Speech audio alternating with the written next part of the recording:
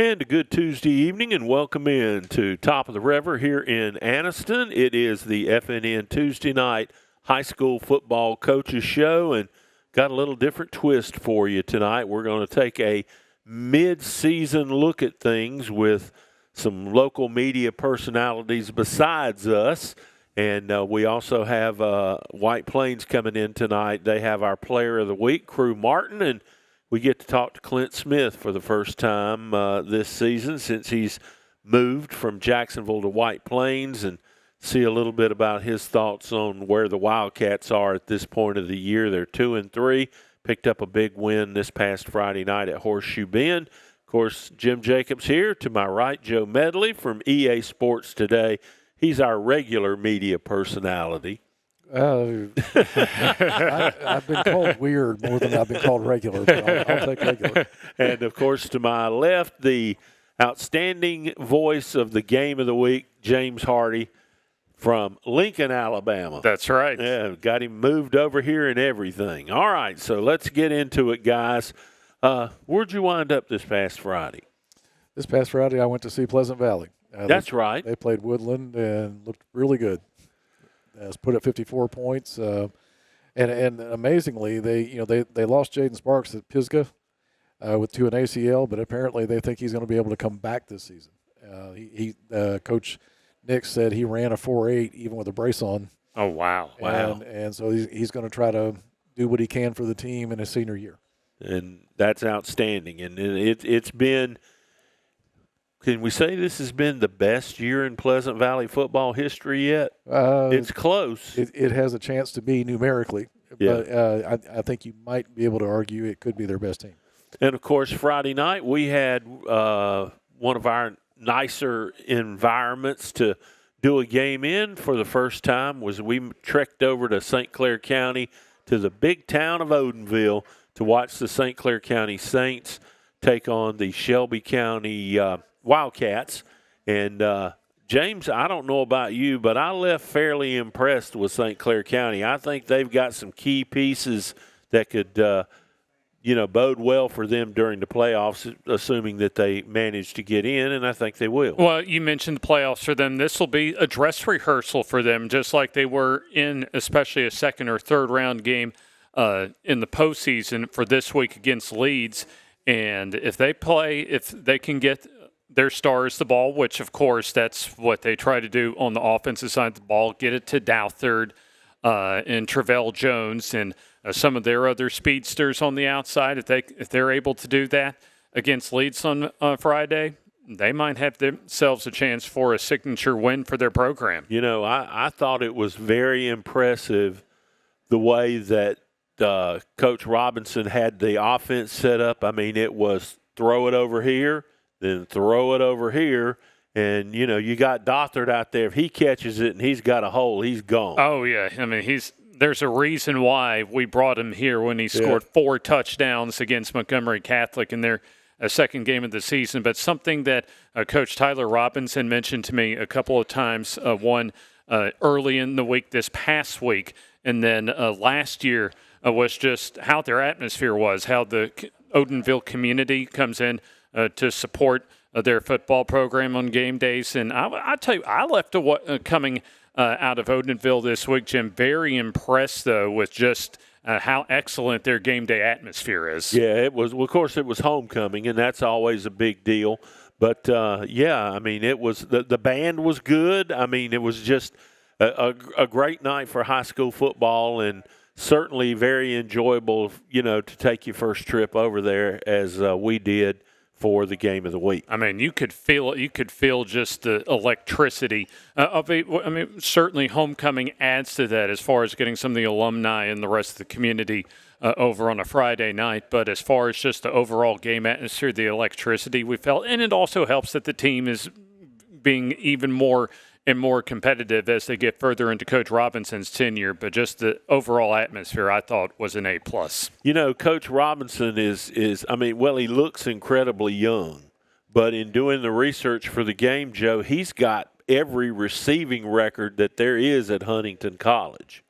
I mean, the guy could play receiver. And you can kind of see it when when you know that and you watch him play, you can kind of see that's his baby.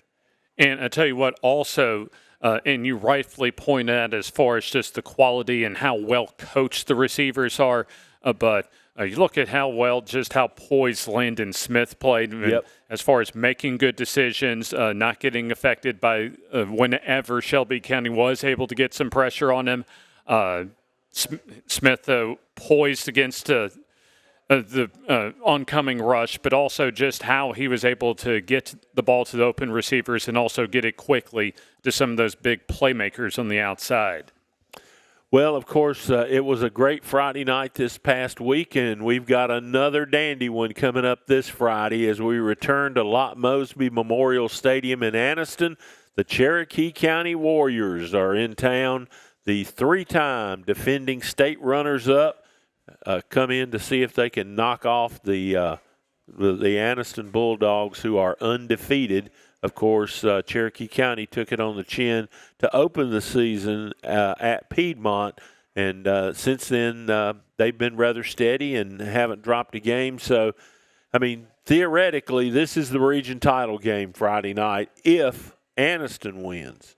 Joe, if they don't win, that sets up Cherokee County and Alexandria as a huge game in 2 weeks, and we'll be there for that one as well. And we could be into that whole three-way tie mess again. Yep. We're having to read through, tiebreaker A, tiebreaker B, tiebreaker C-1.2.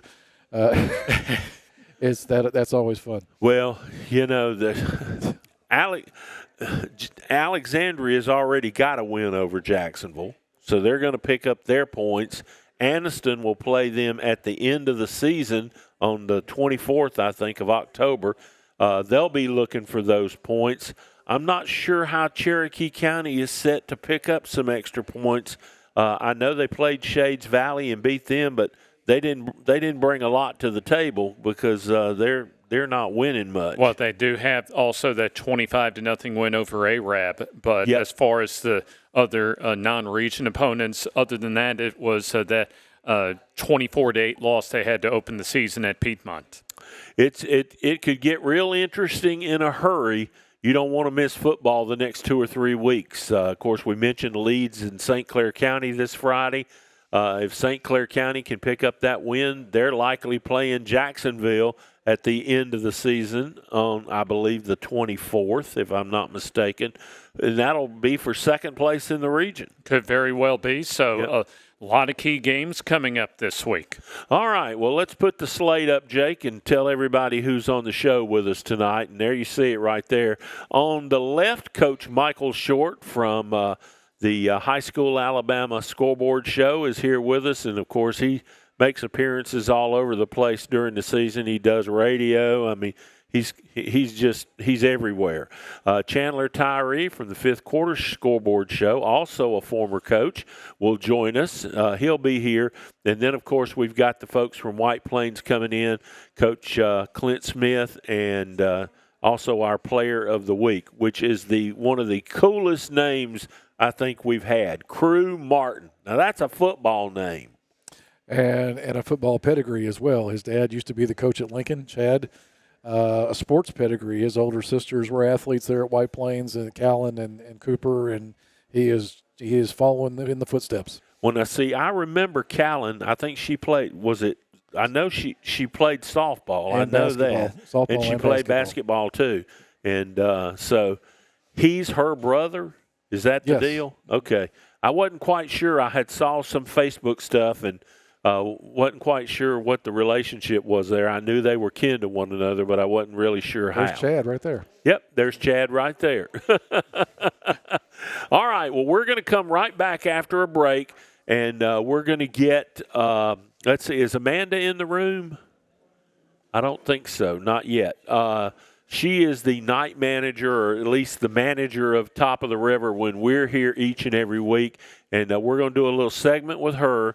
And then we're going to get Coach Shortt in here and really deep dive into the season. This guy knows it all. I mean, he's got a pulse on all of the stuff around here. He knows more than you do.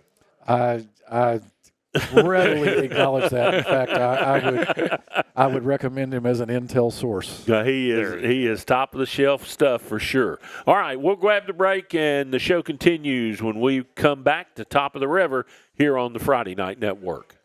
Your neighborhood Grub Mart is your one-stop shop for everything you need when you're on the go. Grub Mart features the best prices on Coke and Pepsi products and is the home to the 99-cent bag of ice every day. And Grub Mart is your exclusive home for the popcorn bucket. Purchase yours for only $5.99, then bring it for free refills throughout the year. And save every day with your Grub Mart Super Saver card. When you're on the go, it's good to know Grub Mart has everything you need. Gas, diesel, and delicious Oleo donuts. In business over 78 years, visit your local Grub Mart today.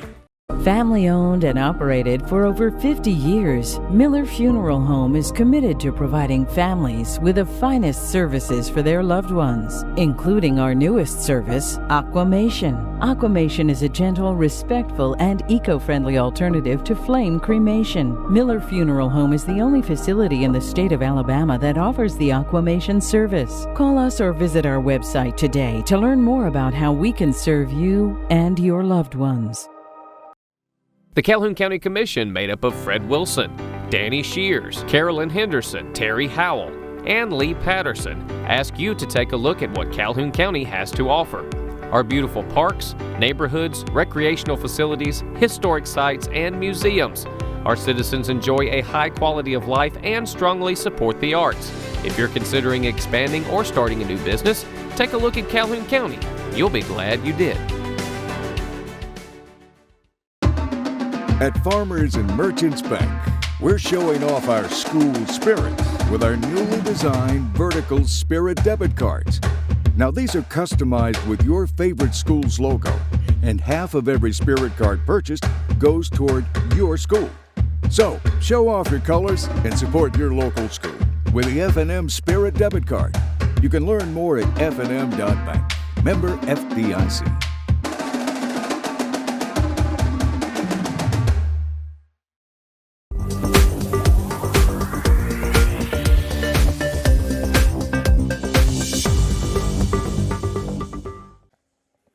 And welcome back to Top of the River here in Anniston, the catfish capital of East Alabama, as I like to call it. And I think I'm taking some home with me tonight. What'd you have? Shrimp. You ate shrimp tonight? I love the shrimp, too. This could also be the shrimp capital. Yeah, absolutely. Well, it's the seafood capital for sure. It is. You like it too, don't you? Yeah, there's not one I hadn't eaten at. I tried to make sure I see every one of them in the state. Folks, the man needs no introduction, but he's Coach Michael Shortt, and he'll always be Coach Shortt to me. That's the only other name I know. Well, I've heard a few other ones, but we can't say those on the air. Yeah. Well, I was looking back at your stuff tonight before we were going to do the show. 21 years at Heflin? As the head coach, yeah. Yeah, as the head coach. Yeah. I was there What did you do before then? I was his defensive coordinator. Okay. And then before that, I was in Albany, Georgia. In the mid-'80s, I was in Albany, Georgia. Albany, Georgia. The way they say it, yes. Okay. Now, my first defensive coordinator's job was trying to slow down Charlie Ward.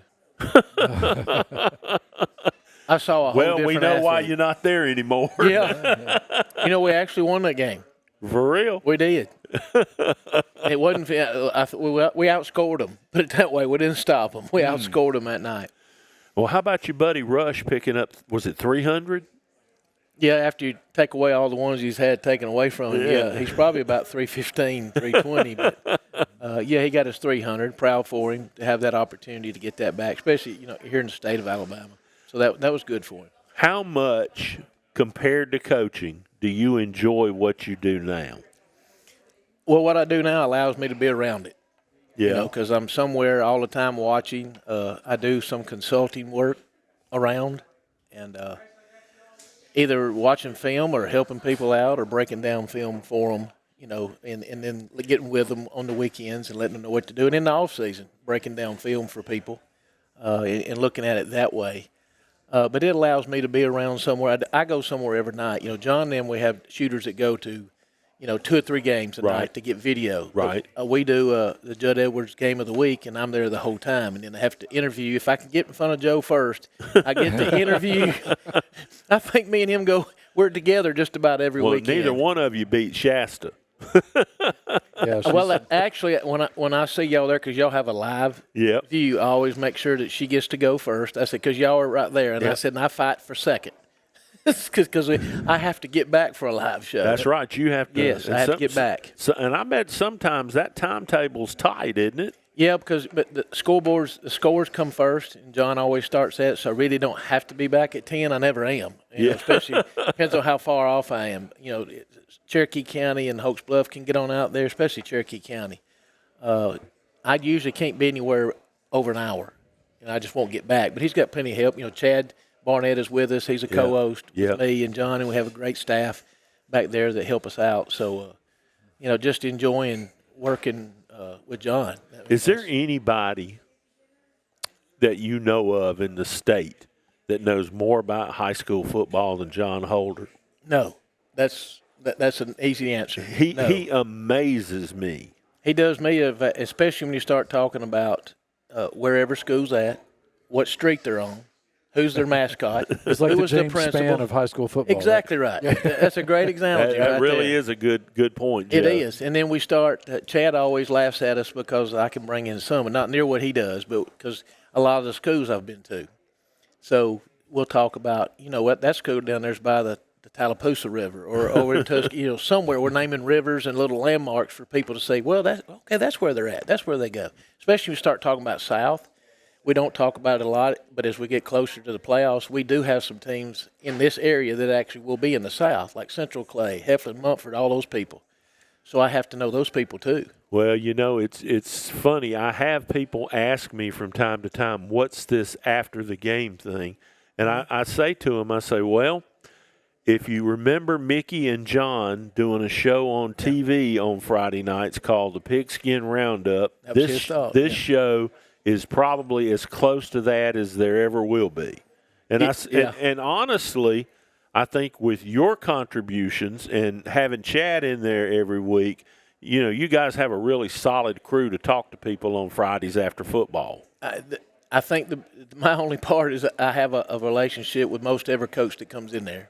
If it's a younger coach, a new one, I go to their practice and I make sure that they know who I am and I talk to them and I try to learn a little bit about them because I do the interviews. Of the coaches' interviews, and some of them can get very deep. Some of them can get very emotional. Anytime that I interview Jeff Smith from Wellborn, I get emotional because my wife was from Wellborn. So that's always an emotional. Todd Ginn, I was real close to his daddy. And I played through every one of them. Y'all had some hellacious football games. Oh man, what are you talking about back with Lou Scales days? Yeah. And I was. Some of those days. Yeah, you've been around that long. Yeah, I have, and played there. So it was enjoyable to do those interviews, especially with those guys that I'm real close to, and they can be tearjerkers sometimes, and I don't mind that. I'm honest. I'll tell people what I think. And I've noticed, as I sometimes, I know he has to get back to the office, so I'll just kind of stand off to the side when he's doing his interview after the game and kind of hold my recording device. Because I'm usually going to ask something that you can use. But you always also ask questions that a coach would think to ask another coach. Yeah. Because you all kind of have that. I've been there. That brain. and I also sometimes wonder, I said, why is he asking that? And that coach does not want to answer that question. He don't want to answer, don't want to go there. They talk about what they do in college. They're making $10 million a year. This other guy's making $50,000 a year, and he's got to go worry about whether that kid's going to get something to eat or not. So, a lot of times I can do that. There's a big difference. It is, and I feel like that's my part to the show is the interviews and maybe the inside of why a certain play was that way and what are they looking for next week? Who are they going to play? I mean, that's the hardest thing to keep up. But John knows everybody's schedule in the whole state. I mean, he keeps up with it. He studies it. He starts studying early, and he's put in the hours. So if you put in the hours, good things are going to happen. Absolutely. Well, you guys are the best at what you do after the game, just like the show says. And, I know a lot of times when we're coming home from, our game, we'll turn you guys on the phone and put it through the car radio. The people may not realize they can do that, but you can. Oh, yeah. And so if you just listening to John Holder.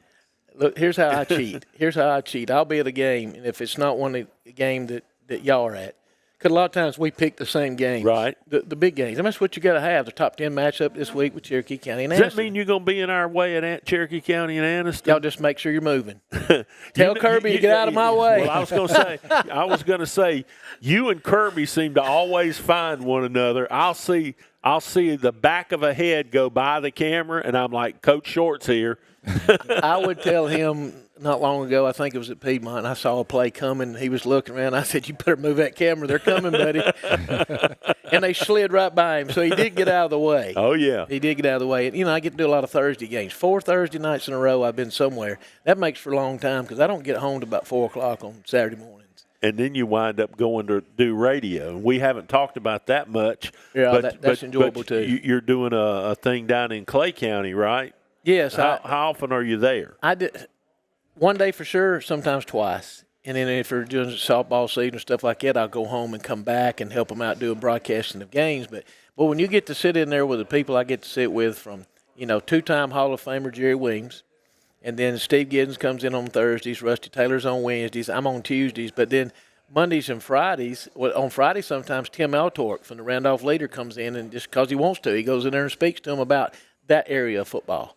So, and I get some ideas from them. And by having all these connections, I get a lot of scores real quick because I'm on a radio, a bunch of radio broadcasters. I've also got about every stat guy in the Northeast Alabama that'll send me their stats, just like he gets. I just don't need them all.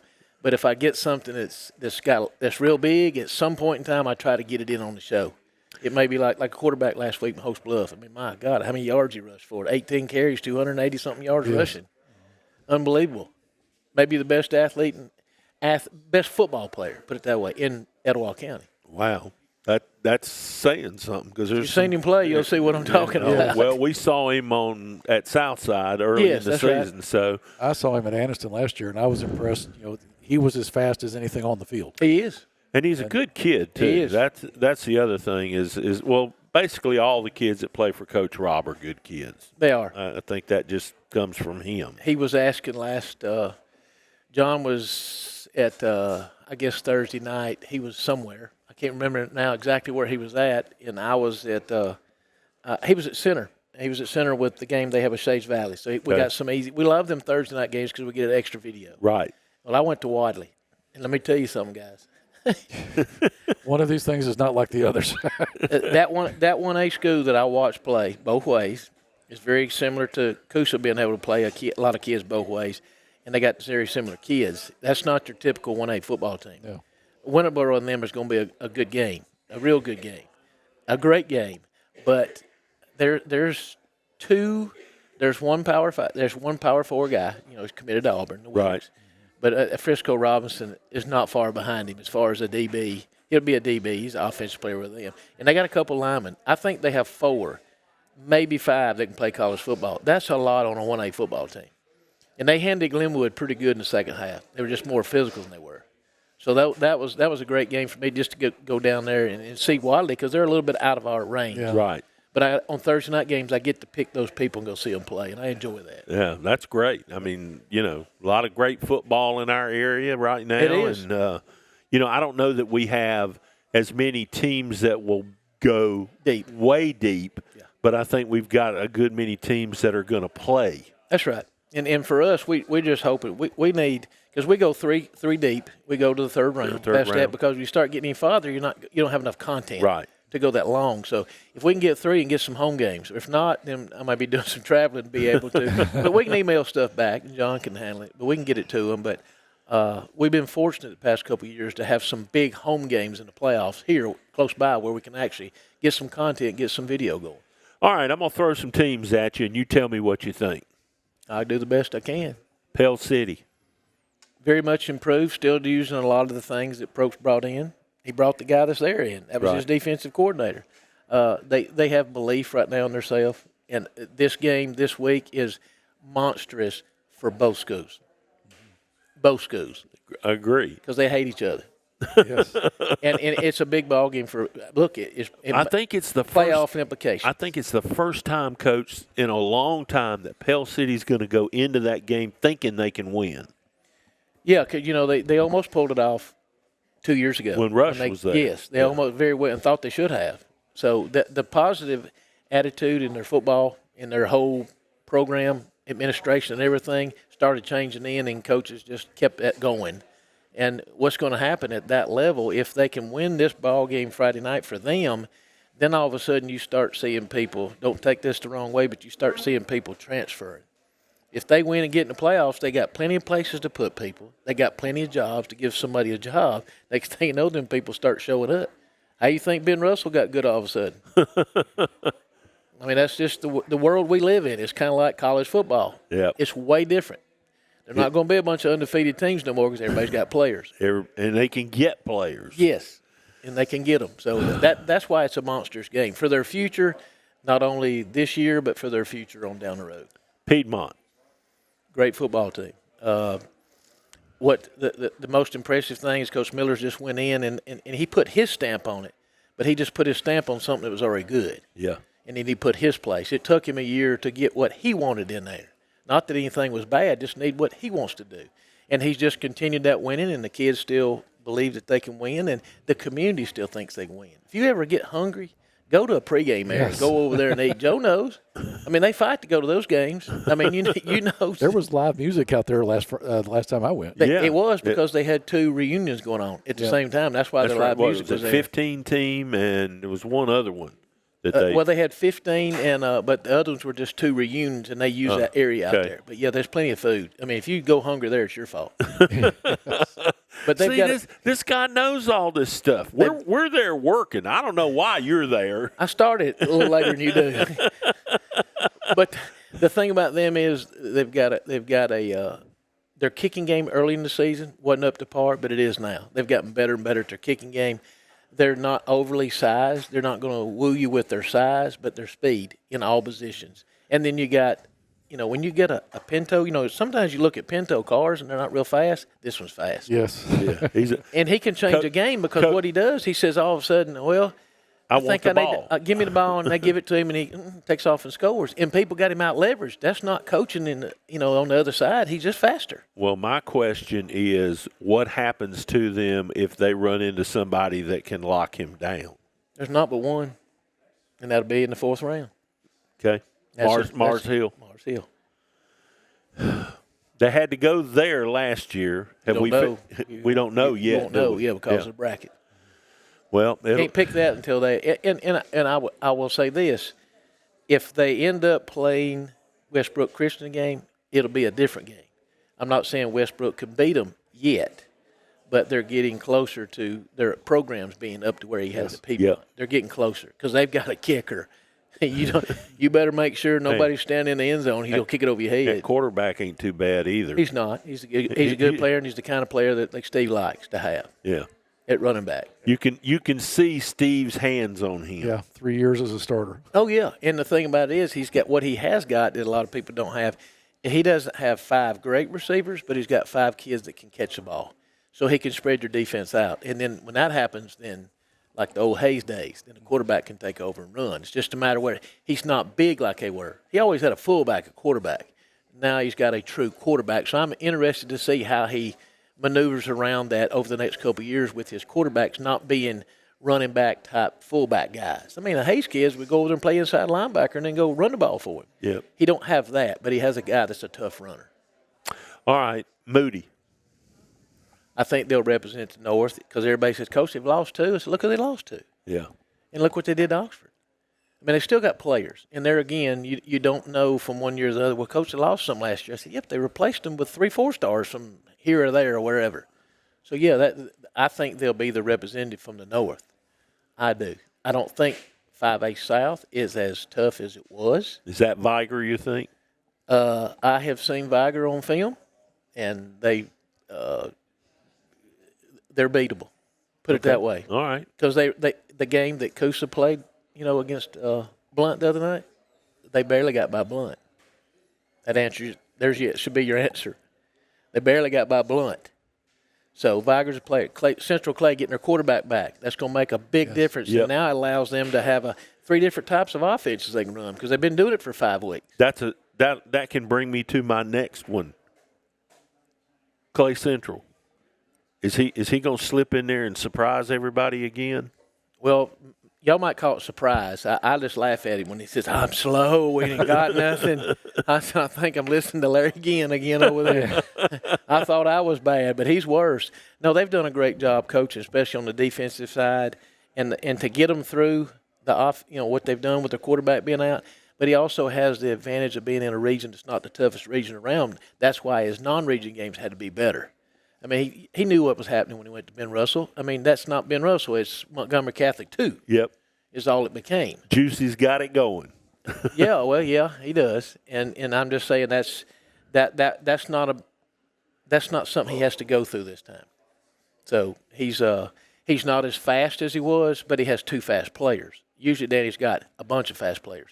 When his quarterback gets healthy enough to go over and help him on defense in certain situations against maybe somebody that may throw the ball a lot, then, I think they got a chance. People said, well, they got to meet Moody. I said, well, if they meet Moody, you know where's that? At Protective Stadium. Because they're in the South. Moody's in the North. That's right. So that's what that would be. That wouldn't surprise me. Wouldn't that be fun? Their offensive line, it gives me more. I mean, I'm going to cover it anyway. I was looking for that. I sent out for my all-access pass today. Don't ask how I'm getting one of them. It better show up in the mail. I know that. Hear you. But, Clay Central and Moody, I think that could happen. Jacksonville. That's a whole region hard to figure out. Yep. Because I watched them, and I was there the night they played Alexandria and lost half the team. And we're not talking about bum injuries. We're talking about injuries to finish you off. Season-ending injuries. And they did a great job to come back and beat Leeds. That shocked me. But then I got shocked again with Corner. Mm-hmm. So that's going to be my question is when I see Leeds go play Moody, that'll give me more of an answer. Now, we're at the halfway point, and I think Moody's the top in 5A in the North. Yeah. I think they are. That Scottsboro's not going to play. No, that's not going to happen. Have you seen St. Clair County? Yep. They're getting better and better. At quarterback and those receivers. Yes. Douthard is. He can. I just don't think enough. Do they play enough people that are good enough up front to put pressure on him? There's some teams out there that can put pressure on him. And once they do, then those easy throws to those great receivers are a little bit harder. Yeah. He's not a Simpson from Alabama. He's not that. But he is a good quarterback. And that coach has done a good job. Their offense is hard to cover. It's hard what they do makes it difficult. Your whole defense has to be on to play with them. There's no doubt. All right, you get to ask him something. Where are you going Friday night, Joe? Where I am. Well, same place your mullet will be. I'll meet you. Okay. You get me a Diet Mountain Dew. What do you want? And I'll bring it to you. We'll just swap. Y'all hang out I'll bring you something. around The press Kirby. box always has food. I'll bring you something down. I got you. Okay. But last week when Michael Easley was here, we got into a discussion about the coming reclassification. Yep. And he had some interesting insights on that, and I'm just wondering what you're hearing. It seems like from his perspective, there's going to be a lot of movement down, for teams in this area. What are you hearing? Off the record stuff. Okay, yeah. Well, it's all off the record. Yeah, right that's now. right. Yeah, you could possibly see Hanley going 3A again, which their last state championship was in 3A. Looking at Welborn, Pleasant Valley, which are already there, Hatchie, some of them going to 2A. What's scary for around here is what's going to be left in 3A and where they're going to send them. Yeah. Are they going to send them south? Are they going to, remember the old Randolph County, Weaver, Welborn, Yes. some of them people when they had that and they were. Daysville and. Yes. I mean, that's what Cleveland County has to go through all the time. Any hopes of Cleveland County trying to get back in 4A North may have a lot to do with what happens to Hanley, what happens to Tallahassee. Tallahassee's more than likely going back to 5. So now you got to, they're running out of teams. There's not a lot of 4A teams in that area anyway. So they may have to drop them. I don't think that Mumford's just sitting there on the cusp of where do we go. But they'll go before Cleveland County does. So, if you get 2 teams that one goes down, one goes up, they got to find 2 more, not get rid of 2. So I think Michael and them are pretty much stuck in the South. Now, they have transferred toward Birmingham before, but they got plenty of 4A schools over there. You know, if you remember a couple years ago, everybody said, well, y'all went south. Yeah, they went south, but they were all together. Cherokee County, Anniston, all of them went south, and then they had to go south in the playoffs, basically. It was just like having around here playing each other, a couple of non-region games, but then in the playoffs they went south. That's where you get caught up. I mean, look at when that's when Jacksonville was good. Remember, they ended up getting to play Montgomery Catholic. Well, if they'd been in the North, they'd have been good enough to be in the finals. Mm-hmm. Cherokee County's been in the finals 3 straight years in a row and got a chance for 4. And what do? You go play against Jackson. Who's going to be as good this year? Maybe the best they've ever been, ever. And last year was 60-something points. I know most of the media people down there seem to think Jackson can beat 5A and 6A teams. Well, they can, because when they play Saraland and them, they're right there neck and neck with them. I mean, they are. So, that can happen. There's in 7A you've got about 3 studs, and they get beat. I mean, Hoover's got it stuck on Parker, 6A, and then you've got who was it? Clay Choppel? Clay Choppel. Beats Tom. I mean, beats Hoover. Hoover's not the same they used to be. They're not. No. They're not close. Because we're talking about elite. And the way when I look at elite, yes, they've got players. Thompson's got players. They get players in. I mean, you move one from Oregon, but they show when they go across the state line, and they compete. But if you look last year when Moody played Gainesville, got smacked pretty good. Gainesville got put out in the first round. And it wasn't close. That just tells you it's not better coaching. It's not so much better players. It's more of them. They've all got bigger schools. Big schools. I mean, Bowden sitting over there would be a 3A school over here. I mean, we wouldn't have any 1A, 2A, and 3A schools. They'd all be combined and made into 4 and 5A schools in Georgia over here. So that's why, people wonder, well, what's the difference in football? It's size. Size is what it comes down to. And money, because they pay a lot of money over there to be coaches. Yeah, they sure do. What is the difference in the game today versus the last 2 or 3 years you coached? What's different? Rules have made offenses be able to score more. That's what it's done. The lack of physicality in practice is made it even worse and worse. Same thing in college. You see a lot of missed tackles, but they're athletically so good that they can get a lot of people around the ball to make the tackle. Whereas in high school, you think, well, they're terrible tackling. They're not terrible tackling. They just can't get there. They're not fast enough.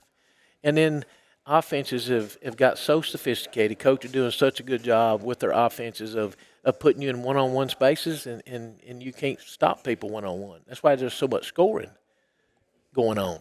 It is. And when you look at, 100, how do you score 100 points against somebody? If you're not trying. I don't know. I watched Coosa almost do it a couple of years ago. Yeah, but they were trying. Yes, they were trying. They were trying. So I just the offenses have gotten so sophisticated that defensively you got to be special to actually slow them down. If you get 3 stops in a game and you're pretty good on offense, you got a great chance to win. 3 stops. Yep. That's all. 3 stops. If you can get 3 stops in a game, then you win, because I would say the scoring. I don't even look at 1A, 2A, and 3A, because a lot of times they're having trouble scoring anyway. You're not going to have the whole team to 4 points. If you've kept a team under 300 yards of offense and under 21 to 24 points, you've done it. You've had a good night, real good night. And if you can score 28, so that's the offenses. To me, that's the difference. And defenses are getting better, trying to learn how. But I think on defenses, it's not so much scheme as they have to work harder in the offseason, becoming better athletes. And you may find out, look, in the region I'm in, it's not going to be as great offensively, so you got to take some of them better offensive players you got and put them on defense and let them be your stars in the secondary. And I think some defenses are starting to do that. They just put their stars over there on defense and shut you down and hope you can score. Okay, I know you like a lot. I know you and almost every coach around here are buds in some kind of way. But I'm gonna ask you to look at a couple of games that are this Friday. Okay. And tell me what you think. Okay. Anniston and Cherokee County. We'll start there because that's where we're all going to be. What matters in that game? Home field, and that it can Cherokee County line up and physically run the football at Anniston, because Anniston is a lot more physical up front than they have been the past couple of years. Home field advantage. So pretty much the story on Cherokee County is pretty much like it has been the last few years. If you can stop them from running, Yes. you got a good chance. Yeah, because it sets up the play action pass for them. Right. And do they have that star guy on the outside? And Anniston has gotten what Anniston is getting now is it used to always be, well, they got great athletes. Well, now they got great coached athletes, and they're starting to develop a program. I told him that the other night in our interview. You're developing a program now because I've been to watch practice. I've been on their sidelines. It's not mass chaos. It's not just a bunch of guys out there just playing. They actually know what they're doing, and he's done a good job with that. So it should be a great game. If I was betting or had to, I'd just say home field advantage. Yeah. That close. Yes. Just like it was with them in Alexandria. Yeah. That's how close I think that their top three are. Okay. Hoax Bluff and Alexandria. Alexandria has a lot of skill on the outside, lots of skill. Can Alexandria find a way, since Hoax Bluff's best wide receiver and / probably their best DB is not playing the boy, he's hurt. If Alexandria can slow down the quarterback run and the quarterback counters and stuff, they've got a good chance to win. All right, you get one. Well, Oxford Pell City. That'd be the next most interesting game this week, I think.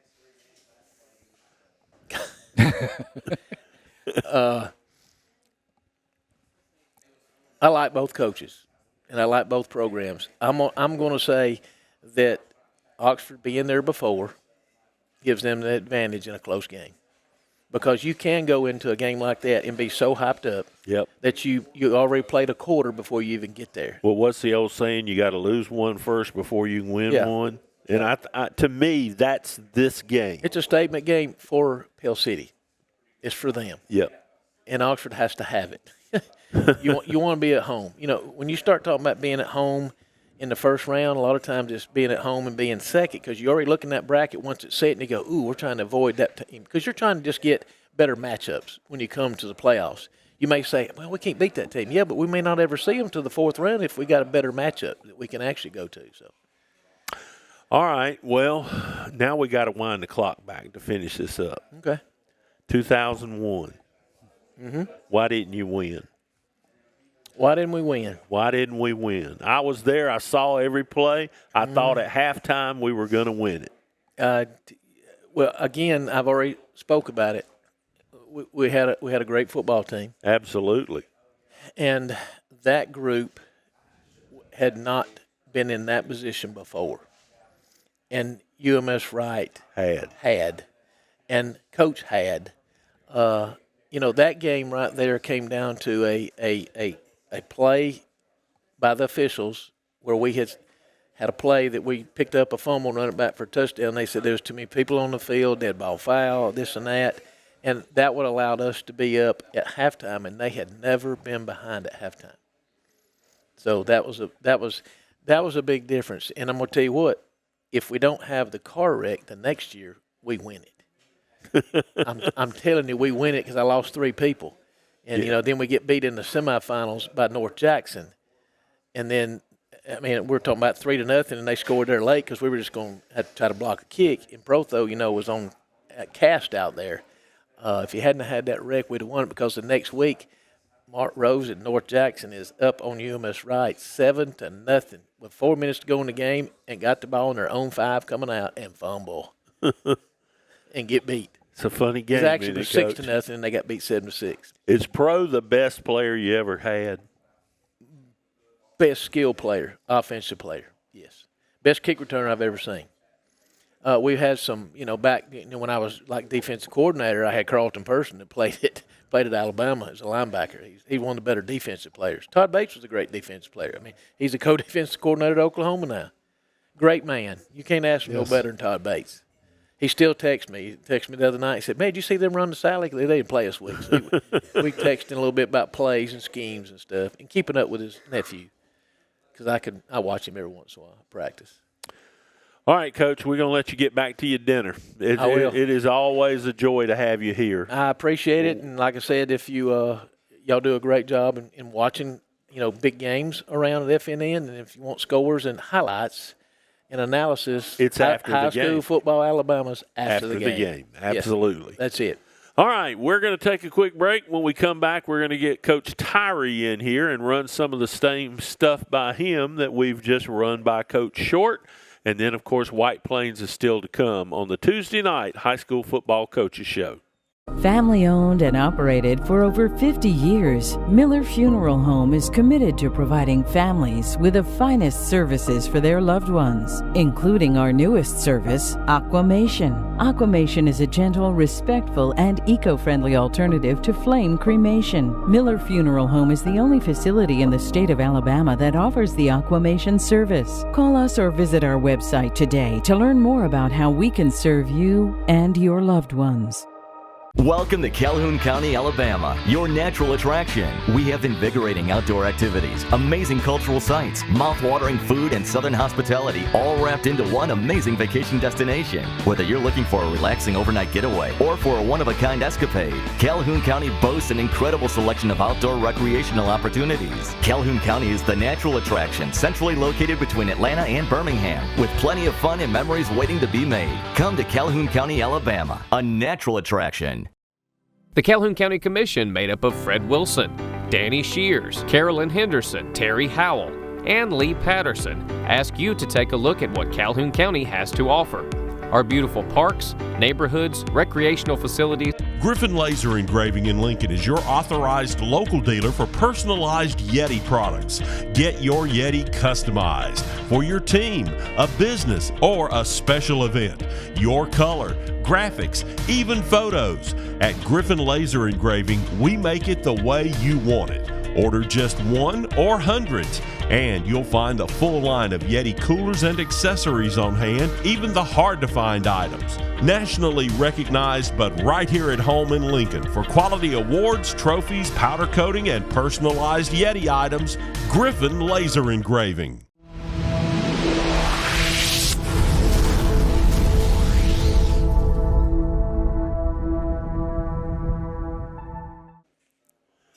All right, welcome back to the Tuesday night high school football coaches show. Here we're live from Top of the River in Anniston.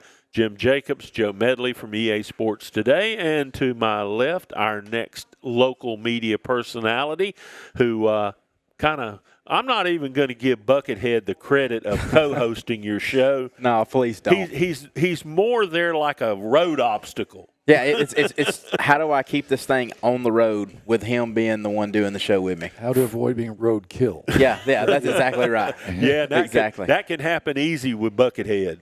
Now, the crazy thing is we get to do it, and we do it all the time anyway, so it's fun hanging out with him, getting to spend that time with him, but at times I go, what is about to come out of his mouth, and we're about to both get fired. And, of course, this is Chandler Tyree, the Oxford alum and football player there for a long time. I heard you would hit people. I liked hitting people. In this day and age in high school football, it bothers me that there's not a whole lot of defense played on a normal, everyday occasion. Is that rules, or is that just because the game seems to be tilted toward more points? I think it's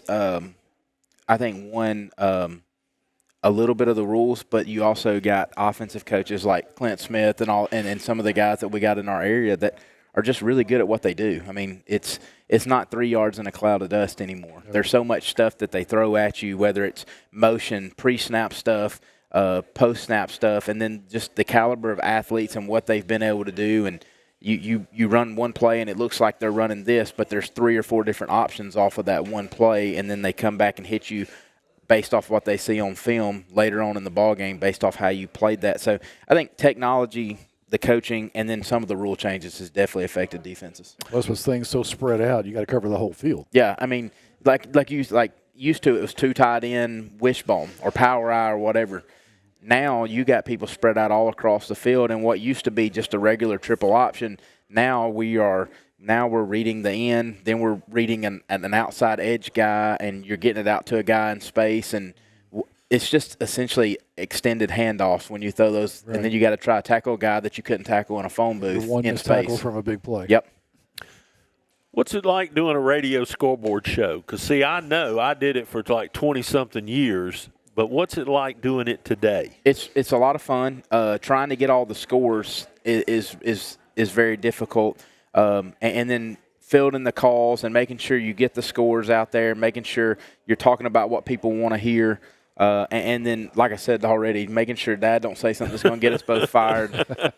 We enjoy people calling in. Do you have a kill switch on his mic? We do not. We do not. It's very dangerous. You need one. Very dangerous. But it's all about the people, and the more the people are involved in it, the better the show's going to be. It gives us more to talk about. We want to hear people's questions. We want to talk about it. We enjoy high school football. It's not just something that we do. We actually enjoy high school football. High school football is probably my favorite. And I was joking with James earlier. Y'all make it very difficult to get out and go to a game now because I can hang out with my family on a Friday night and I can watch your game. I can put NFHS on. I can put Oxford if they're playing at home, and I can sit at home, spend time with my family. Then when I have to leave at about 9 o'clock to go get ready for the show, I've spent time with my family. I hadn't spent time away from them. So it's high school football's great, and with technology now, like you can go to games and then I can watch a game on my phone. So it's unbelievable. It's the best time of the year. It brings a lot of people together, and we may differ on what we believe and what we do, but football brings every walk of life together. Absolutely. He mentioned that you hit some people back in the day. I bet you were also a very dangerous chest bump. I'm still a dangerous chest bump. I'm still a dangerous chest bump. Matter of fact, like I helped coach my kid's 8U team, and I chest bumped a little 8-year-old the other day, and he went tumbling. I was like, now I'm about to get fired from this on something I don't even get paid for. But yes, dangerous chest bump guy. Enjoy contact, and I still love football. How much of that enthusiasm helps your show? I think a lot, and I think Dad even brings more of it than I do. But I'm passionate about what I want to talk about, and I think high school football. Like I'm passionate. When Dad says something about whether he gets to talking about something, I'm passionate about taking up for the coaches and the players in our area because I've been in that position. I know the kind of stress and anxiety that goes into coaching high school football. I know you're underpaid compared to what the hours and the time you actually spend. I know how hard the kids work in the off season and in the weight room and stuff. So I'm passionate about kind of taking up for them. Like I understand what they go through. And I will tell you this, there are some really good football coaches out there that don't win a lot of football games because of where they're at. And then there's a lot of bad football coaches out there that win a lot of games because of where they're at. Yeah, I mean, I'm just being straight up honest with you. I've been around. You go to these clinics and stuff, and you're like, I'm about to get something really good. And then this guy that's won 3 state championships gives you something that's more basic than what we're doing. And I'm like, that's the same stuff we do. But he's just got the Jimmies and the Joes to line up and get the job done. Like it's fun to watch these coaches that are grinding. Like it's fun right now watching Clint Smith turn around a White Plains program. And you say, well, they've competed in every game they've played in this year. And I know I'm kind of biased. My kid still goes to school there. I was out there for 4 years. But seeing them compete and seeing the way they're competing and seeing that culture really change has been super awesome to see from my perspective. Jonathan Nix at Pleasant Valley, too. Yeah, and Jonathan Nix. And here's what you don't understand. For the longest time, at the beginning of his tenure at Pleasant Valley, he struggled to have coaches. Like, he struggled to get coaches hired. And that was kind of from positions and stuff like that. But you're only as good as the staff you're able to put around you. And look at, I think that this turnaround at White Plains will happen faster than what people think because of the staff and him being able to put people that he trusts around him. Jonathan Nix, this is the first time I think he told me that he had all of his staff stay together, had no retention in his staff. It makes a difference. And then you look at even a Rico Jackson at Anniston, year number 3. He's been able to keep some key pieces on his staff. The guys that want to be there, the guys that want to work, he's starting to build in his culture. He walked into a hornet's nest because he walked into an Anniston that lost like 22 seniors on a 4A football team that went to the quarterfinals and had to kind of replace that and kind of build his culture for a bunch of young guys. And now look in year 3 where he's been able to build that culture. And look, I go back. I coached his brother was my DB's coach when I was the defensive coordinator at Mumford. So I knew the Jacksons way before he was at Anniston. And just the way he coaches football, the way he tries to instill integrity and character, and the way they're playing right now, I'm happy for him as well. Yeah, I think they're going to be hard to handle. Which I know you glad I'm talking about that because that's where y'all are going to be at on Friday night. Absolutely. Probably if not the biggest game in the state, certainly in the top 3. I think so. I think this is a game that everybody probably had circled on their calendar. But is Cherokee County a shoe-in for a 1 or 2 seed? I mean, Alexandria is not your same mom-and-pop Alexandria that they've been. Cole Wheeler threw for over 400 yards 2 weeks ago. I mean, when have you ever heard of a Alexandria quarterback throwing for 400 yards in a game? It used to be wing tee, double wing, all that stuff, and they were running the option at you, and the quarterback was more deadly with his legs than he would his arm. It was all downhill. It was all downhill, baby. And but now they can kind of spread you out. They can do some different things. They played that Anniston-Alexandria game was an unbelievable ball game. So I think that it's going to be a good ball game, but I think Anniston-Cherokee County is going to be good. I think Cherokee County and Alexandria is going to be really good. There's going to be one team that's a really good ball team that's not going to be hosting a first-round playoff game. For sure, no question. And, boy, just think about what it would be like to say, oh, we're in the playoffs, but we got Alexandria. Yeah. We get to host a playoff game, but we got a Anniston or Alexandria or Cherokee County coming to see us. Yep, it's tough.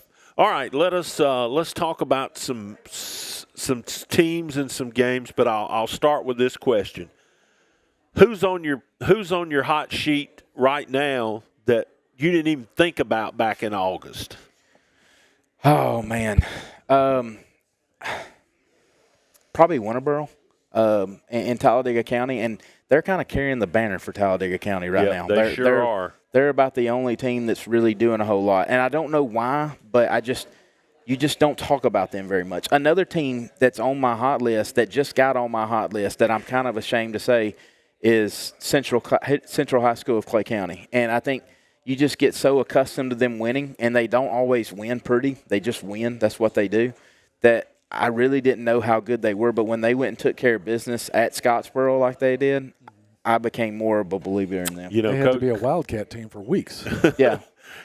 Coach Shortt said that he actually thinks that it's a better than decent possibility that them and Moody could be at Protective. That's not a bad – I really believe that because they both do things Moody – the thing I saw from Moody, and I will say this, and I know Coach Gaines has already told them this, when I watched them play Jacksonville, I thought that they've got to clean up some discipline stuff if they're going to get back to Protective Stadium. I just – and I'm not talking bad about nobody, but there was just too many penalties, too many self-inflicted wounds in that game for them to get back when they start playing the teams that they're going to have to play in the playoffs. So as the year goes along, they're going to have to really fix that. Well, and see, I think that's a story for Anniston as well. I mean, Anniston did some things in the Alexandria game that probably should have gotten them beat. Yeah. But it didn't happen. Yeah, and that's the thing. This Anniston team, the ceiling is very high for them, and because they're winning football games right now, but they're still having way too many penalties and way too many stupid after-the-play stuff go on. They've got to clean that up. And I think I know Coach Jackson. They are a structure and order family. He's going to get that stuff fixed, and I believe if they can, and he can say, hey, it's got to be us. It's got to be we over me. And if they can do those things, they could be playing. And listen, I don't know if anybody in the state 1A through 5A really wants to see Jackson. Nope. I don't know if another 4A team wants to see Jackson, but I believe that Anniston has a real possibility to make it out of the North if they can get everything together. I mean, they play great defense. They have a playmaker at quarterback. They got weapons on offense. Their offensive line's probably as good as it's been since they went to the quarterfinals. I think they got a chance. We had Rico here a few weeks ago, and I just stupidly said, I don't think anybody can beat Jackson. He corrected me very quickly. He thinks they've got a shot. I'm glad him and those guys in that locker room, they need to believe that. Yep, absolutely. And it don't matter what me and you or anybody else thinks. They need to believe that. I mean, here, and I can agree. My senior year, we didn't end up getting to go to the playoffs. We had an ineligible player, sore subject. But Prattville, that was when Prattville was going on their runs and they were just beating everybody. That was when Bill Clark was still there. And everybody in our locker room, we thought, we're going to get the job done. We're going to meet them in the state championship game, and we're going to beat them. So I don't expect them to think anything differently. but I know what I've seen on film, and I know who Jackson's got. Yep. And that's why I'm so high on them. All right, we're going to finish up with this because we got to get to White Plains, starting with Coach Smith. Let's talk about Pell City and Oxford Friday. You're obviously close to the Oxford deal. This game has more meaning to it than this game has had in years. I think, and here's the thing, there's a couple questions going in this game. Are we going to get the Mountain Brook version of Oxford, or are we going to get the Helena version of Oxford? Because if you get the Oxford team that played like they did against Helena, they're going to be tough to beat. If you get the Oxford team that plays like they did against Mountain Brook, then they can get beat by anybody in their region on any given night. And I truly believe that. And I love Oxford, but I think Pell City, I think Coach Gentry's doing a good job there. I think they're moving in the right direction as a program. I think they're starting to believe. And this game has implications. I mean, big. I mean, Pell City wins this football game, they got a chance to host a playoff game. Yep. Oxford needs to win this football game to kind of right now stay in the hunt. Stay in the hunt. Like right now, I mean, Oxford could be the 4th seed, or they could find themselves out if certain games. If Pell City was to beat Oxford, and then Pinson Valley beats Pell City, then you got yourself a mess for 3, 4, or 5. So Oxford needs to win this game to kind of make things a little less hairy on their end. But Pell City's got a lot to play for, too. Pell City also, this is a little jab from an Oxford grad, they hadn't beat Oxford since 2012. So they have that to play for as well. It's a big-time rivalry.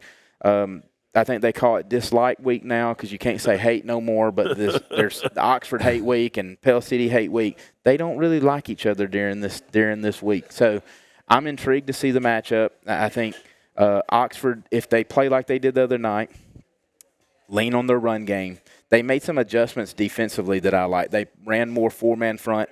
They moved Keenan Britt back down with his hand in the dirt, him coming off the edge instead of trying to play him at linebacker.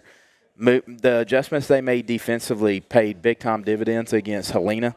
So if they can continue to move that way defensively, lean on the run game, let your quarterback make a few wild plays for you. You got the best receiver around in Jalen Taylor, and I say that very lightly because Paymont's got a very good receiver in its own self in Raleigh Pinto.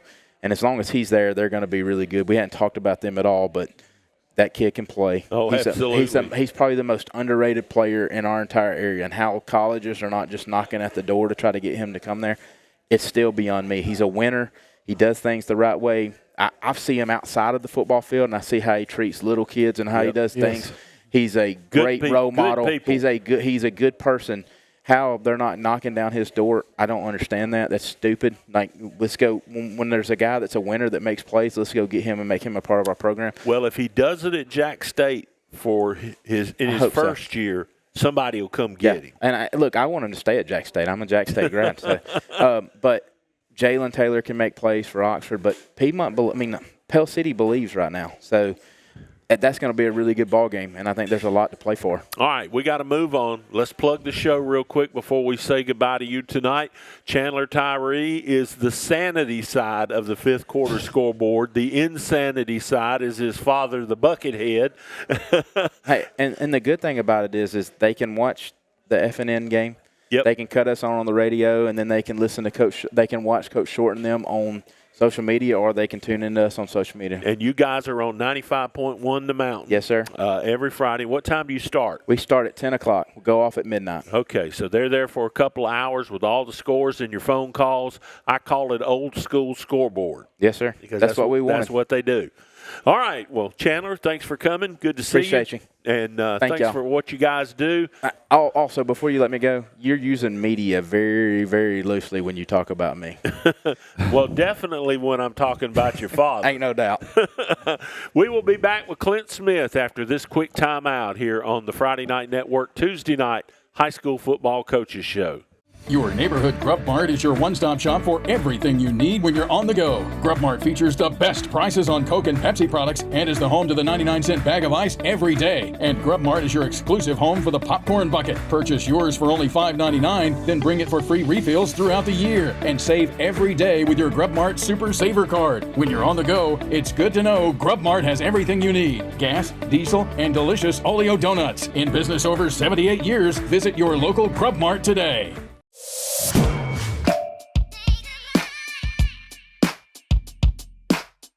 Bama Sheds and Pole Barns. Locally and family owned with the best customer service.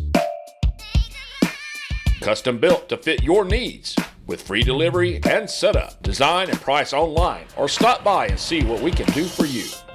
Nobody beats our prices and nobody beats our quality.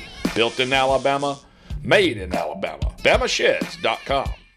Family owned and operated for over 50 years, Miller Funeral Home is committed to providing families with the finest services for their loved ones, including our newest service, Aquamation. Aquamation is a gentle, respectful, and eco-friendly alternative to flame cremation. Miller Funeral Home is the only facility in the state of Alabama that offers the Aquamation service. Call us or visit our website today to learn more about how we can serve you and your loved ones. The Calhoun County Commission, made up of Fred Wilson, Danny Shears, Carolyn Henderson, Terry Howell, and Lee Patterson, ask you to take a look at what Calhoun County has to offer. Our beautiful parks, neighborhoods, recreational facilities, historic sites, and museums. Our citizens enjoy a high quality of life and strongly support the arts. If you're considering expanding or starting a new business, take a look at Calhoun County. You'll be glad you did.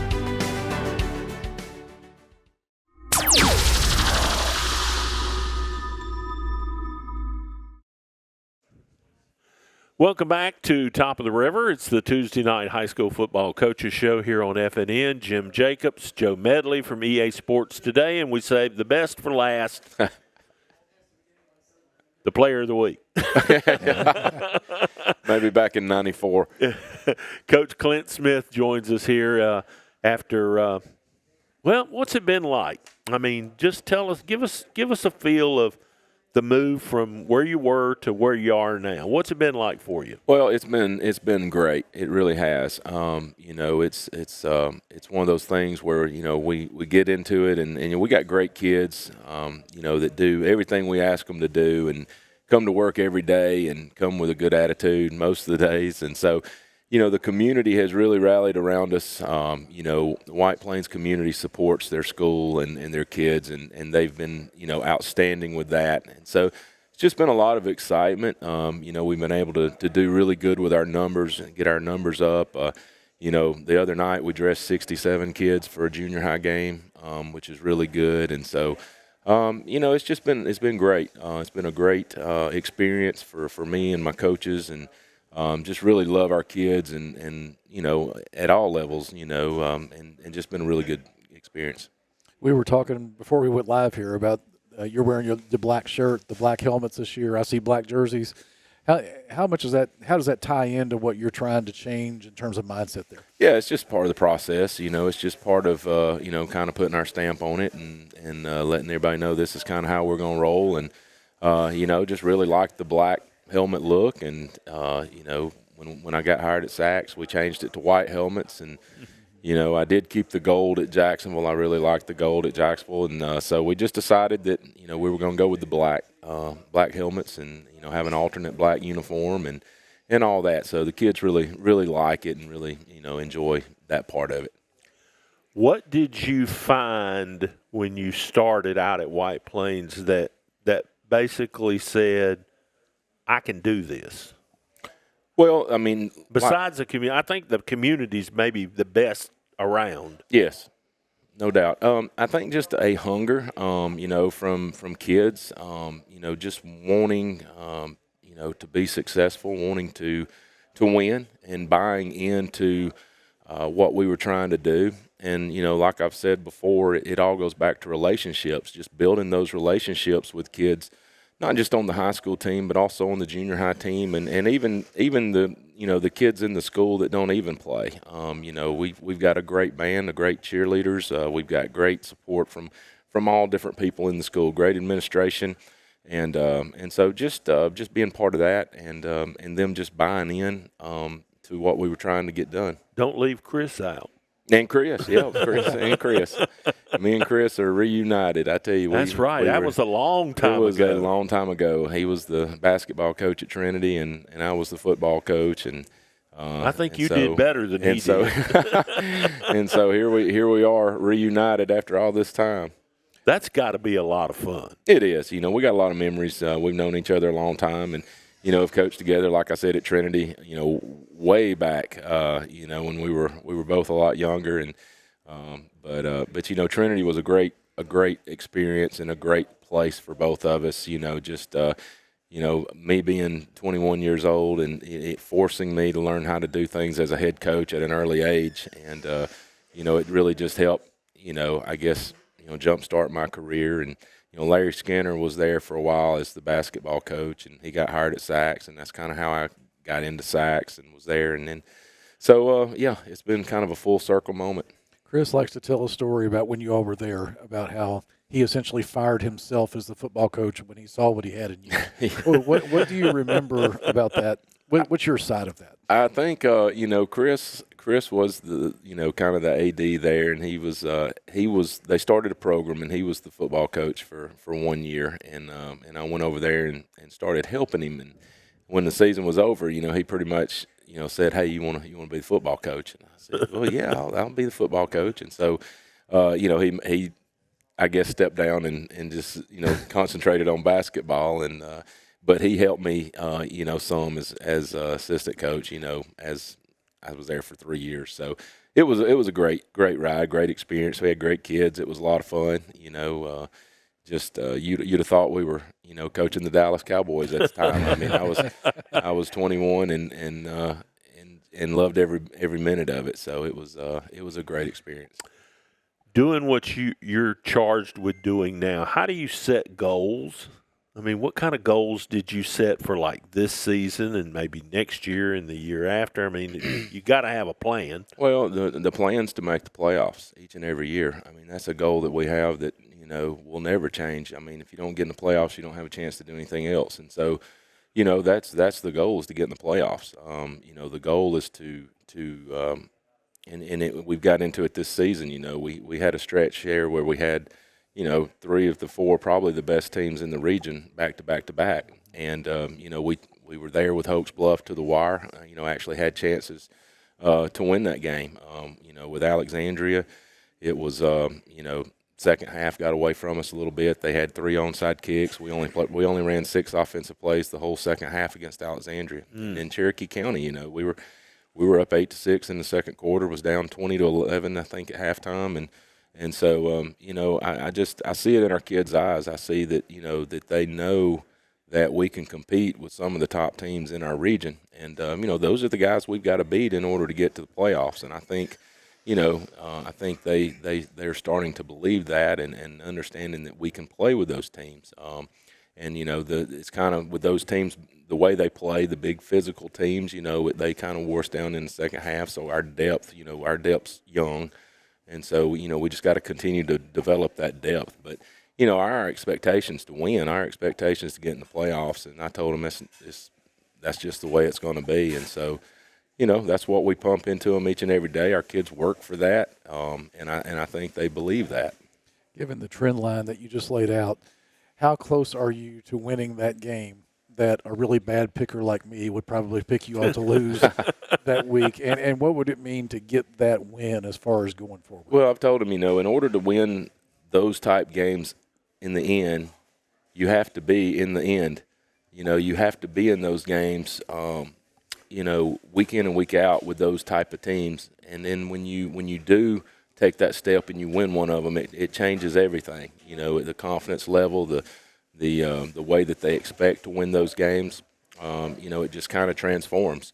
I can remember each game that happened at Sachs and at Jacksonville that sent us over the edge into that place. It's that signature win. It's that signature win from the program of beating somebody that nobody thinks you can beat, and then things change. And our kids are confident. Our kids are going out and playing extremely hard, extremely well, and we are looking forward to that signature win at some point, and hopefully we can finish the year strong and get some good wins down the stretch.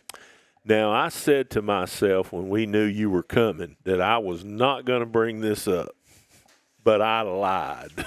All right. Have they given you keys to a lawnmower out there yet? No. Well, they have not. Well, I'm going to tell them now, don't. Make Chris cut the grass. Well, Chris does cut the grass. If somebody runs over an expensive cable or something, it's Chris. It's not me. That was a long time ago, Jim. I think that was the first time I believe met. I believe it was, 2005 or 6 probably. It was well, it was a little later than that. I think we started in 11, and I think it was that season. That's right. Yep. That's true. But, Clint basically turned some of our expensive fiber optic cable into a Vegematic deal. Well, it was one of those things where I think we were out of school, and then I was going to cut the grass that morning. It was a little wet, so I let it dry, and I got up there, and the grass was high, so I couldn't see what if anything was in it or not. Yeah. So I was like, well, I'm just going to run down through here and cut it. And y'all were up there working at the press box. Yeah. Y'all wasn't down there where I was cutting, so I thought I was pretty safe. So, I just went down through there, and all of a sudden that thing stopped and just started shaking. I hit one of those big old cables. They were probably pretty expensive, I guess. And then I looked, and everybody had their hands on their head and was like, just looked like they were going to throw up. We were. But it turned out good. The broadcast was good, and it ended up great. We won that night, so it was a great night. It was a great night. Yes, you did. All right, let me get you to talk about Crew just a few minutes. Okay. Tell us why he is what he is. Well, Crew is an outstanding young man. He he got to start last year as a 10th grader, and I think that was really big for him, just being able to go out there as a 10th grader and get that experience on the field, the reps on the field. And so, coming into this year, his leadership skills, the way he's led, has been outstanding.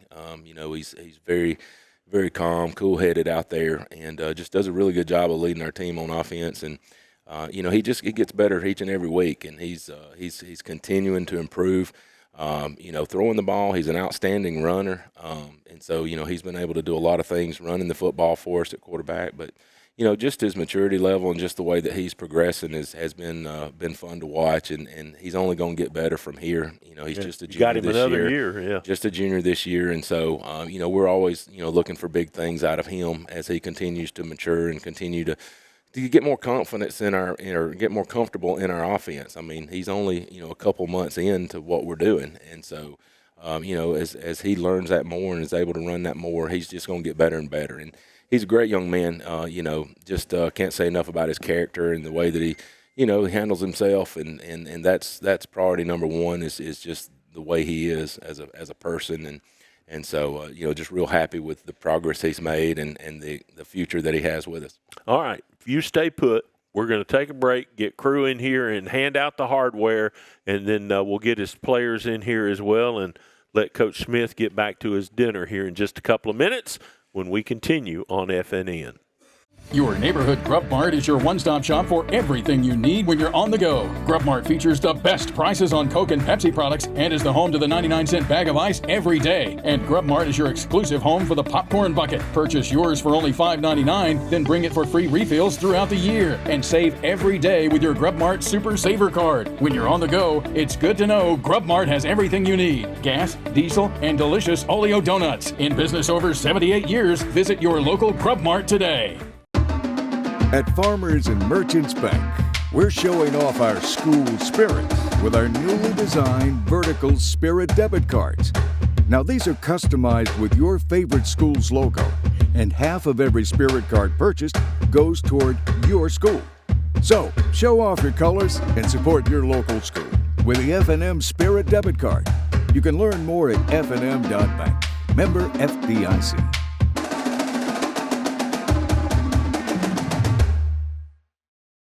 Family owned and operated for over 50 years, Miller Funeral Home is committed to providing families with the finest services for their loved ones, including our newest service, Aquamation. Aquamation is a gentle, respectful, and eco-friendly alternative to flame cremation. Miller Funeral Home is the only facility in the state of Alabama that offers the Aquamation service. Call us or visit our website today to learn more about how we can serve you and your loved ones.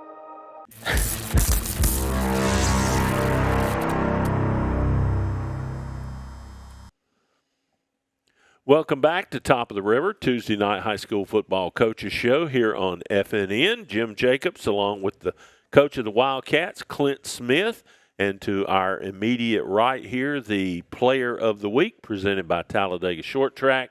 We're talking about Crew Martin. I got to tell you, man, you got a cool name for football.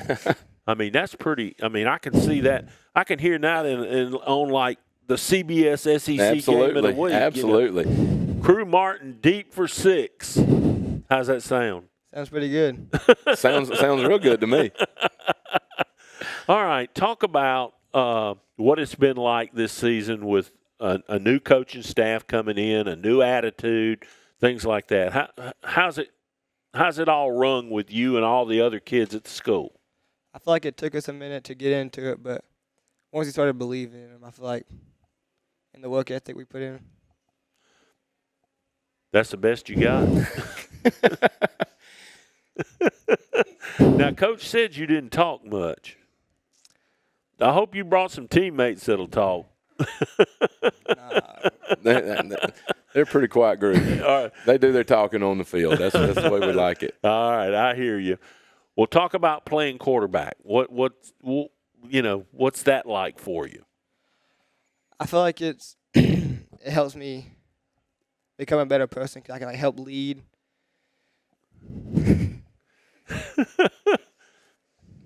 And he's a one sentence guy, right? How has he developed as a leader? Well, you can look at him on the field, the way he carries himself, the way he conducts himself on the field. You can tell he's very level-headed out there, and doesn't get frustrated when things aren't going right, and then doesn't get too high when things are going good. And so he's very level-headed, very even-keeled the way he approaches the game, and right. I think that rubs off on his teammates and really helps his teammates to calm down when things may not be going well or whether they're going really good. And so I think they feed off a Crew with the way that he handles himself out there. Coach, I can tell you now he's not going to get in trouble for running his mouth. Well, he talks more than you think he does. I can promise you that. All right, tell me this. You come from an athletic family. Of course, your dad was a coach. You have sisters that played stuff at White Plains. What's it like being in that kind of family environment? Is it pressure? Is it fun? I feel like it's fun because you're always competing to be better than one another. And you always have people pushing you and supporting you behind you. So now, I remember Callan playing basketball and softball. Do y'all compete at things? I mean, do y'all go out and shoot hoops or? Not much anymore, but we used to always compete and stuff outside. She beating you? No. Now you also play basketball, right? Yes, sir. For Coach Randall. What's the difference? I can't wait to ask this question. What's the difference between Chris and Clint? The way they come at you. Well, I have to offset Chris a little bit, Chris is the only high school coach that I've ever seen get a technical foul during halftime.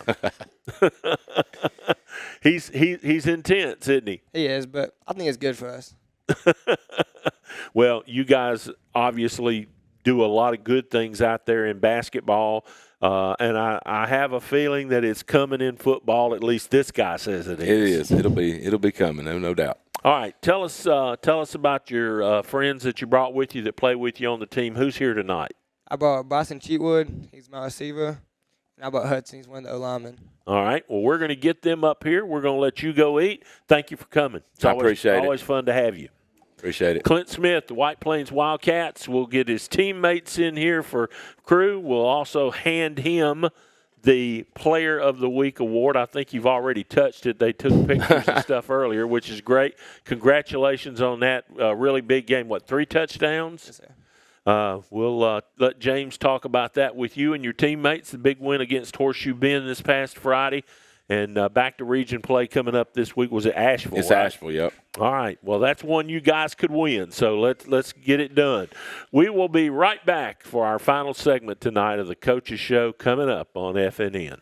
Welcome to Calhoun County, Alabama, your natural attraction. We have invigorating outdoor activities, amazing cultural sites, mouth-watering food, and southern hospitality, all wrapped into one amazing vacation destination. Whether you're looking for a relaxing overnight getaway or for a one-of-a-kind escapade, Calhoun County boasts an incredible selection of outdoor recreational opportunities. Calhoun County is the natural attraction, centrally located between Atlanta and Birmingham, with plenty of fun and memories waiting to be made. Come to Calhoun County, Alabama, a natural attraction.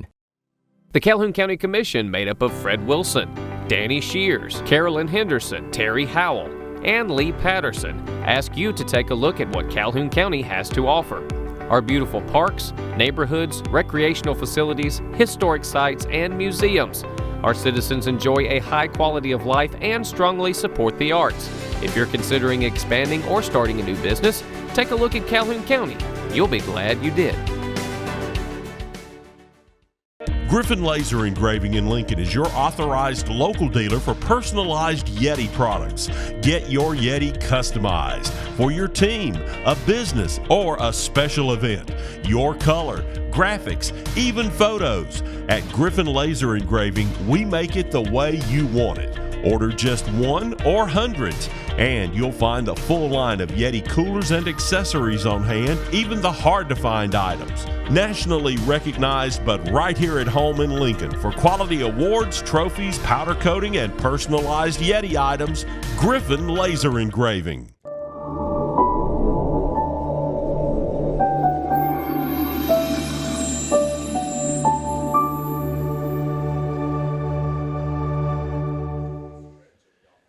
And the finish line in sight for us tonight here at Top of the River in Anniston, almost to the month of October, the most important month when it comes to the high school football season. A lot of big games coming up, and we close things out as far as our spotlight of the White Plains Wildcats. Of course, Crew Martin still on with us as far as our player of the week, courtesy of our friends at Talladega Short Track. Also, Bryson Cheatwood joins us, and Hudson Inglesby as part of the White Plains Wildcats. And Kurt, just kind of describe as far as your team's win this past Friday night against Horseshoe Bend.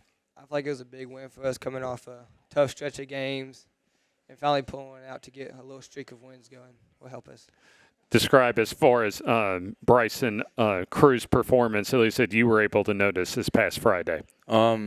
Last Friday's win, I mean, it starts the winning streak, and we need to win games, big games down the stretch. So, yeah, it's just a start.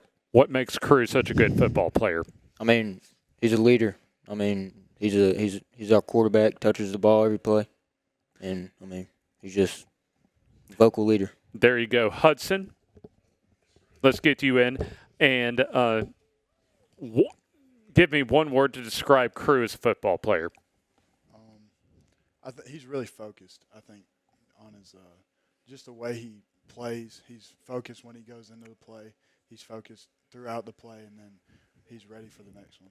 And then for all three of you, beginning with Hudson, how big of a game back in region play, getting the month of October started, still with a lot of your goals, especially get in the postseason, still out there for you to grab. How important is this game against Asheville coming up Friday? I think it's a big game. Just this week at Horseshoe Bend, just starting that just winning streak throughout, and that I hope we can carry that on throughout this week and the following weeks. And then Bryson, kind of describe as far as just maybe some of the carryover coming off such a good win this past Friday, and especially coming in to a big game against an improving opponent that y'all have in Asheville. I mean, it's a region game, so we really need to win it. Like I said, it just winning that game, I mean, will boost our confidence and help us down the stretch, like I said. And then, Crew, what's the point of emphasis been as far as from Coach Smith and the coaches this week, as far as your game coming up? Just start the back half of the season with a win and get a streak going to get us into the playoffs and see what we can do from week to week. And then for Crew, as far as your teammates that you have on each side of you, Bryson and Hudson, what makes them such good teammates? They always hold me to be my best, and they always lead us on the field and help encourage everybody. We're almost to the finish line as far as tonight's edition of the FNN Coaches Show. And don't forget, we've got a big game coming up on Friday. This will be just a few minutes down the street from here, as far as our second trip to Lot Mosby Memorial Stadium this season, Cherokee County takes on Anniston for another important 4A Region 6 battle. A couple of undefeated teams in region play, and the Anniston Bulldogs, they still have, as far as their undefeated mark overall, that they're trying to keep at stake on Friday night.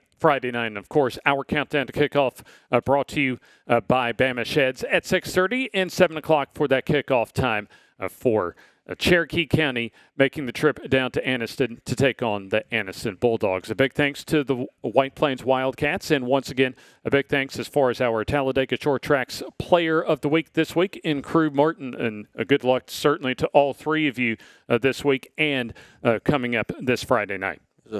And there you see, as far as the rolling credits, a big thanks to all of our guests, Coach Michael Shortt, along with Chandler, Tyree, and Coach Clint Smith, and, of course, to Crew, Hudson, and Bryson for joining us this week. And once again, don't forget to join us this Friday as far as our big FNN High School football game of the week at Anniston. There you see all the folks that helped make tonight's show possible. So for Jim Jacobs and Joe Medley, James Hardy wishing you a great Tuesday evening as you have been watching the FNN Coaches Show from Top of the River here in Anniston.